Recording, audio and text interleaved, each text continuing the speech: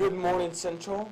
I'm Gavin Flynn. Today's March 19th, Thursday, and we have March Madness coming up for you. All right. So, first of all, to end up yesterday for the play-in games, Miami, Ohio beat SMU 89-79 and will now play Tennessee in March Madness. And Prairie View A&M beat Lehigh 67-55 and will now play the running championships of last year, Florida. And then also to start up, March Madness actually starts today at 12:15 with TCU playing Ohio State, which should be a good scoring game. Next after that, we have Troy facing Nebraska, South Florida playing Louisville, and many other games to go out through today and tomorrow. Some upsets that possibly could break your bracket or just overall could happen in the first round. So for today, what could happen is South Florida beating Louisville is actually a very popular upset right now, as people believe South Florida has a chance to make a deep run into the March Madness. And then right after that, too, another upset that could possibly happen is High Point playing Wisconsin. A reason for this is because people always see the possibility of a 12 seed being a 5 seed, as it is not actually that rare to happen in March Madness. But overall, High Point is a good team, but it will be a tough game playing Wisconsin. Another later possible upset is VCU playing North Carolina, as this is another popular upset amongst people, as people believe because North Carolina's main starter is out with a foot injury, and VCU looked really good in the Atlantic 10 championship. And later tonight, St. Louis will be playing Georgia, and they will probably win that one, but that's also another upset. And St. Louis is a very good team, as they have very good shooters, but it would be hard for them to make a deep run, because if they do beat Georgia, then they possibly have to go to face Michigan, who is a 1 seed. And then tomorrow, possible upsets is Santa Clara beating Kentucky, as that is another possible upset that is favored by many people.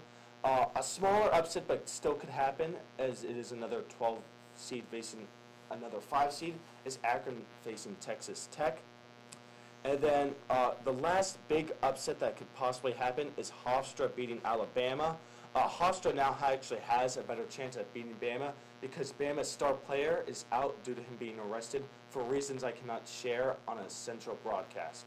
But that is all big upsets that could possibly break your bracket in the first round. And now as for some teams that could be making deep runs in this year's tournament, first of all, we start with number 1 seed overall Duke. They've been having a great year so far, and they could be getting some players back from injury very soon early in this tournament.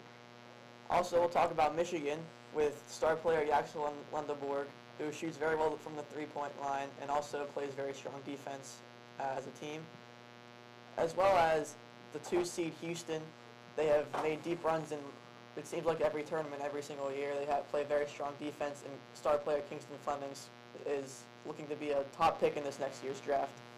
And then for the teams that play tomorrow, number 1 seed Arizona has looked impressive, like the top team all year. They have one of the best starting 5s in the entire country. Number 2 seed Iowa State has some really strong shooters you have to be aware of.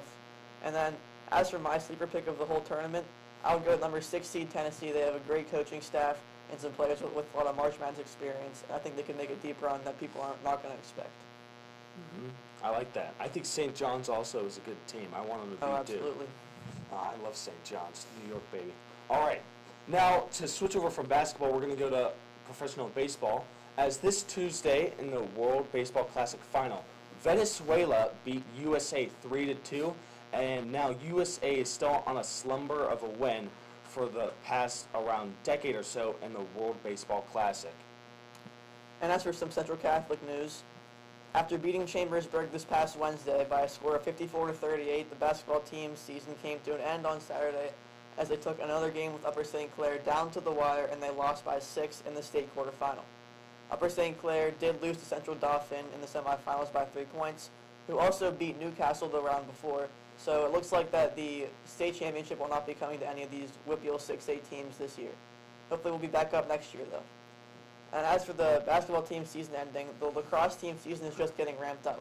They beat St. LaSalle in a scrimmage this past week and went 1-1 this week with a loss to South Fayette and a victory against North Hills. They'll be playing next tonight against Shaler at 7 o'clock. All right. And last thing we want to shout out is the robotics team has a high sensation video coming out of a priest blessing the robot before a battle, and it has over 500 viewers on Instagram, and that's pretty high for Central Catholic. I never knew someone like Optimus Prime would be a Catholic, but I guess Terminator gets on his knees in church every Sunday.